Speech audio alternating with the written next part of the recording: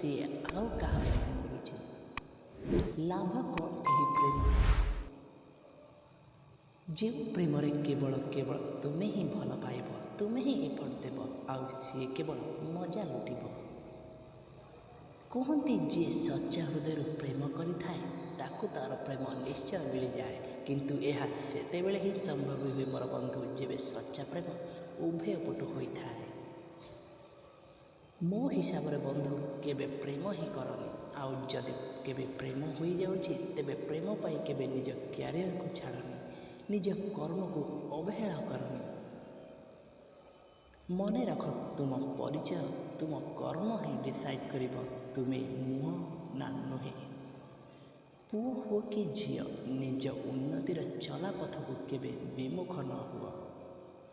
ପ୍ରେମ ସଫଳତାର ଲକ୍ଷ୍ୟ ପଥ ପାଇଁ ଫୁଲ ହୋଇ ବିଞ୍ଚି ହେଲେ ରାସ୍ତା ଚାଲିବା ସହଜ ହେବ, ଆଉ ଯଦି କଣ୍ଟା ହୋଇ ଫୁଟିବାକୁ ଲାଗେ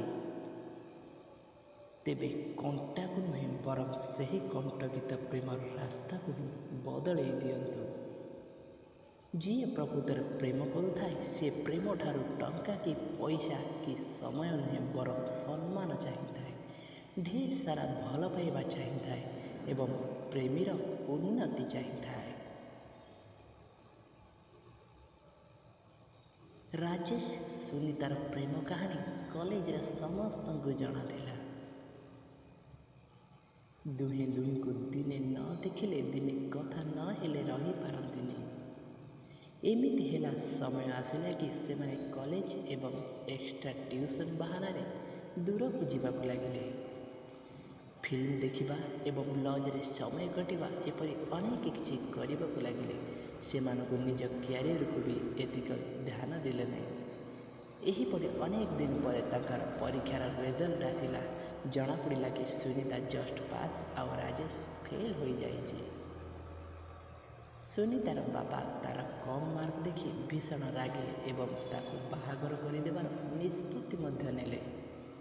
ରାଜେଶର ଘରର ଆର୍ଥିକ ଅବସ୍ଥା ଭଲ ନଥାଏ, ସେଥିପାଇଁ ସେ ଗୁଜରାଟ ଚାଲିଗଲା ରୋଜଗାର ପାଇଁ। ଦେଖୁ ଦେଖୁ ବର୍ଷେ ବିତିଗଲା। ରାଜେଶ ଏବେ ମାସକୁ 15,000 ରୋଜଗାର କରୁଥାଏ, ସେଥିପାଇଁ ସେ ସୁନିତାକୁ ବାହା ହେବାର ପ୍ରସ୍ତାବ ଦେଲା। ସୁନିତା ମଧ୍ୟ ଖୁସି ହୋଇଗଲା, କିନ୍ତୁ ସୁନିତାର ପରିବାର ଲୋକେ ରାଜି ହେଲେ ନାହିଁ। ସେଥିପାଇଁ ସେମାନେ ପଳେଇ ଯିବା ପାଇଁ ଯୋଜନା କଲେ। ରାଜେଶ ଗୁଜରାଟରେ ରହି ସୁନିତା ଏବଂ ସେ ରହିବା ଭଳି ଘରଟିଏ ମଧ୍ୟ ଯୋଗାଡ଼ କରିଦେଇଥାଏ। ବହୁତ ଖୁସି ମନରେ ସେ ଓଡ଼ିଶାରେ ପହଞ୍ଚିଲା ଏବଂ ପହଞ୍ଚୁ ପହଞ୍ଚୁ ସୁନିତାକୁ କଲ୍ କଲା, କିନ୍ତୁ ସୁନିତାର ମୋବାଇଲ ସୁଇଚ୍ ଅଫ୍ ଆସୁଥାଏ। ସେ ସାହସ କରି ସୁନିତାର ମା'ର ନମ୍ବରକୁ କଲ୍ କଲା। ହଠାତ୍ ସୁନିତା କଲ୍ ଉଠେଇ କହିଲା, ଦେଖ, ତମେ ଗାଁ ମନ୍ଦିର ପାଖକୁ ଆସ, ଜରୁରୀ କଥା ଅଛି। ରାଜେଶ ମଧ୍ୟ ଗାଁ ମନ୍ଦିର ପାଖକୁ ଆସିଲା। ସେଠାରେ ସୁନିତା ଆଗରୁ ଥିଲା। ରାଜେଶକୁ ଦେଖି ସେ କାନ୍ଦି କାନ୍ଦି କହିଲା, ଦେଖ ରାଜେଶ, ମୋତେ କ୍ଷମା କରିଦିଅ, ମୁଁ ତୁମ ସହ ଯାଇପାରିବିନି। ମୋ ବାପା ଆମ ବିଷୟରେ ସବୁ ଜାଣିଛନ୍ତି। ସିଏ ମରିବା ଧମକ ଦେଉଛନ୍ତି, ଆଉ ମୁଁ ଚାହୁଁନି କି ମୋ ପାଇଁ ମୋ ବାପାଙ୍କର କିଛି ହେଉ।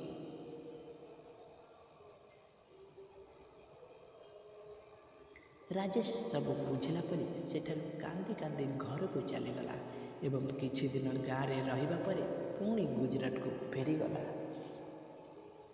ଦିନେ ଫେସବୁକରେ ଦେଖେ ତ ସୁନିତା ବାହା ହୋଇଯାଇଛି ଏବଂ ତା ସ୍ୱାମୀ ସହ ବହୁତ ଖୁସିରେ ଥିବା ଭଳି ଲାଗୁଛି। ତାକୁ କାହିଁ ଠିକ୍ ଲାଗିଲା ନାହିଁ। ସିଏ ସଙ୍ଗେ ସଙ୍ଗେ ସୁନିତାକୁ କଲ୍ କଲା। ଜାଣିବାକୁ ପାଇଲା କି ସୁନିତା ତା ପୁରୁଣା ନମ୍ବର ଚେଞ୍ଜ କରିଦେଇଛି, ସେଥିପାଇଁ ସେ ମେସେଞ୍ଜରରେ ଡାଇରେକ୍ଟ କଲ୍ କଲା। ସୁନିତା ତାକୁ ବ୍ଲକ୍ କରିଦେଲା। ରାଜେଶ ରାଗରେ ତମ ହୋଇ ସୁନିତାର ମା'କୁ ଫୋନ୍ କଲା ଏବଂ ସୁନିତା ବିଷୟରେ ସବୁ କହିଲା।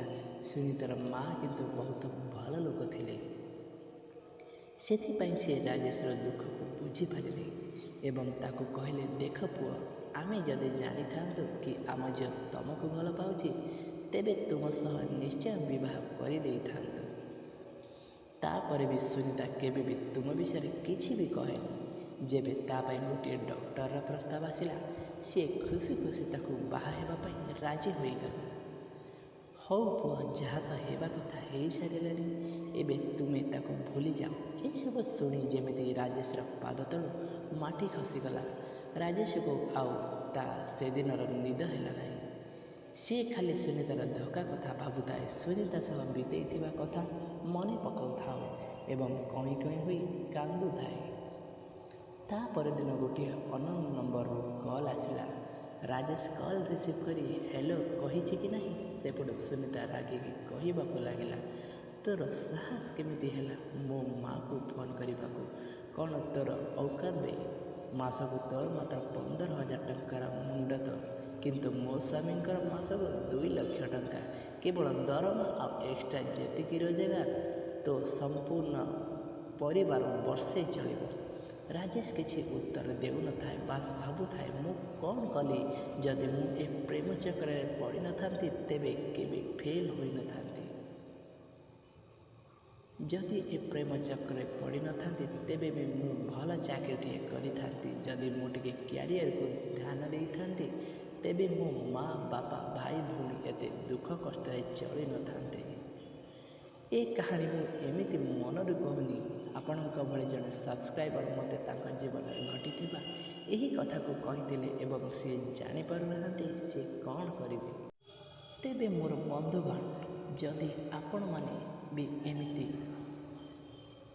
ଦୁଃଖ ନ ଭୋଗିବାକୁ ଚାହୁଁଛନ୍ତି ତେବେ ନିଜ କ୍ୟାରିୟର ଉପରେ ଫୋକସ୍ କର। ତେବେ ମୋ ପାଖରେ 2ଟି ଅପସନ୍ ଅଛି। ଆପଣଙ୍କୁ ଯେଉଁଟା ଭଲ ଲାଗିବ ତାକୁ କମେଣ୍ଟରେ ନିଶ୍ଚୟ ଜଣାଇବେ। ଅପସନ୍ ଏ, ଯାହା ଘଟିଗଲା ତାକୁ ଭୁଲିଯାଇ ଜୀବନକୁ ପୁଣି ଥରେ ନୂଆ କରି ବଞ୍ଚିବା। ଯେଉଁ ଫିଲ୍ଡରେ ଆମେ ମାସକୁ 15,000 ଟଙ୍କା ପାଉଛନ୍ତି ସେହି ଫିଲ୍ଡରେ ନିଜକୁ ଅଧିକ ଦକ୍ଷ କରିବେ ଏବଂ ଅଧିକ ରୋଜଗାର କରିବା ପାଇଁ ସେହି ମାଷ୍ଟର ହୋଇଯିବେ। ମାନୁଛି ଏହା ମୋ ପାଇଁ କହିବା ସହଜ, କିନ୍ତୁ ଆଜିଠାରୁ ଗଣି 25 ଥର ଚେଷ୍ଟା କରିକି ଦେଖନ୍ତୁ ଏବଂ ନିଜକୁ ସେହି ଔକାତରେ ବନେଇ ଦେବେ। ଯେବେ ସିଏ ଆପଣଙ୍କ ବିଷୟରେ ଜାଣିବ କେବଳ ମନେ ପକାଇ କାନ୍ଦିବ।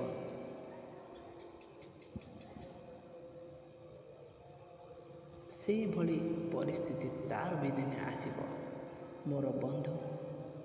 ଅପସନ୍ ବି, ତାକୁ ମନେ ପକାଇ କାନ୍ଦି ଏବଂ ପଶ୍ଚାତାପ କରି ସାରା ଜୀବନ କାଟିବେ।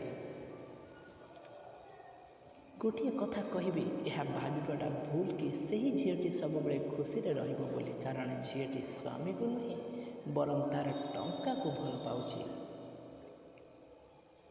ଆଉ କାହାକୁ ସବୁଦିନ ବୋକା ବନେଇ ରଖିହେବ ନାହିଁ। ଯେବେ ତା ସ୍ୱାମୀକୁ ଏହି ବିଷୟରେ ଅନୁଭବ ହେବ ସେତେବେଳେ ଝିଅଟି ନିଶ୍ଚୟ